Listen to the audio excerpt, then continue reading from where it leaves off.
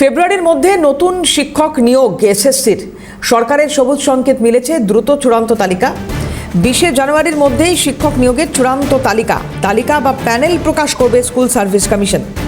ফেব্রুয়ারির মধ্যে নতুন শিক্ষক নিয়োগ এসএসসির সরকারের সবুজ সংকেত মিলেছে। দ্রুত চূড়ান্ত তালিকা 20 জানুয়ারির মধ্যে শিক্ষক নিয়োগের চূড়ান্ত তালিকা বা প্যানেল প্রকাশ করবে স্কুল সার্ভিস কমিশন। ভোটের আগেই স্কুলে স্কুলে পৌঁছে যাবে নতুন শিক্ষক। শান্তন ভট্টাচার্য আমাদের প্রতিনিধি রয়েছেন টেলিফোনে। শান্তন, ফেব্রুয়ারির মধ্যে নতুন শিক্ষক নিয়োগ হতে চলেছে এসএসসিতে, একটু বিশদে জানবো।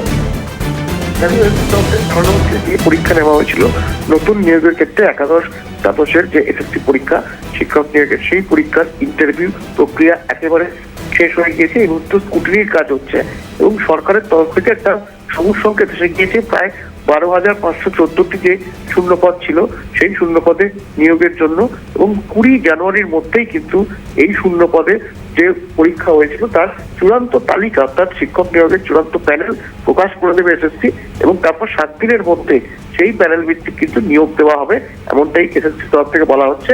ফেব্রুয়ারির প্রথম সপ্তাহের মধ্যেই এই নিয়োগ প্রক্রিয়া শেষ করে দিতে চাইছে এসএসসি, অর্থাৎ ভোটের আগে স্কুলগুলিতে কিন্তু নতুন শিক্ষক তারা পৌঁছে যাবে, এমন এসএসসি সূত্রে খবর। কত শূন্য পদে নিয়োগ হবে সেটার সংখ্যা বলা হচ্ছে শান্তন?